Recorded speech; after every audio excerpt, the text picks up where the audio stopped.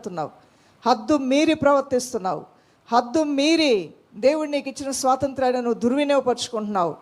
అలాంటి స్థితి నీ ఇంట్లో ఉందా? నీ తోటి వారి పట్ల నువ్వు అలా ప్రవర్తిస్తున్నావా? ఆ విషయంలో కూడా నీకు మార్పు కావాలి. నువ్వు కోరుకో, ఆ మార్పు నాకు కావాలి ప్రభు అని. అలా సాత్వికమైన మృదు స్వభావం ఈ ఉపవాస ప్రార్థనలో చాలామంది పొందుకుంటారు. నేను ఒక్క మాటలో చెప్తాను, నువ్వు నీలాగా ఉండవు. శారీరకంగా, ఆత్మీయంగా, కుటుంబపరంగా, ఈవెన్ మానసికంగా కూడా. మానసిక రుగ్మతులు ఇవి కంటికి కనబడవు. మెడిసిన్ వేసుకుంటే తలనొప్పి తగ్గుద్దేమో, కడుపులో ఉన్న ఆ కడుపుల నొప్పి తగ్గుద్దేమో.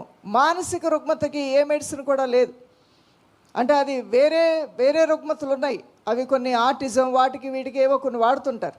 కానీ ప్రతిరోజు ఒక మానసిక రుగ్మత నీలో, ఒక న్యూనతా భావం నీలో నీకే అశాంతి రగులుతూ ఉంటుంది, మనశ్శాంతి ఉండదు. ఇలాంటి వాళ్ళకి మానసిక రుగ్మత నీలో ఉందని ఎలా తెలుసుకోగలుగుతావు?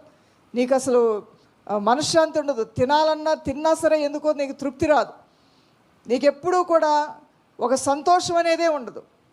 ఎప్పుడూ కూడా ఏదో దేని గురించో నువ్వు ఆలోచన చేస్తూ నీ జీవితంలో ఒక మోయలేని బరువు, నువ్వు మోయటానికి అది అసలు నీకు మించిన బరువు అయినా మోసేస్తూ ఉంటావు.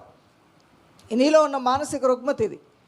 ఎందుకు ఆ మానసిక రుగ్మతకు నువ్వు బానిసైపోయావో కూడా, ఎప్పుడు బానిసయ్యావో నీకు తెలియకుండానే నువ్వు మోసంలోనికి, చీకట్లో నడిపించబడుతూ ఉంటావు.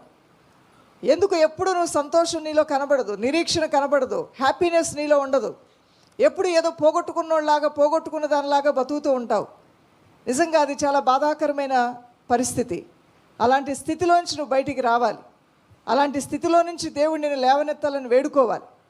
ఇంకొక విషయం ఏంటంటే, నువ్వు ఒకవేళ అడగకపోయినా ఉపవాస ప్రార్థనలో ఉన్న ఆశీర్వాదకరమైన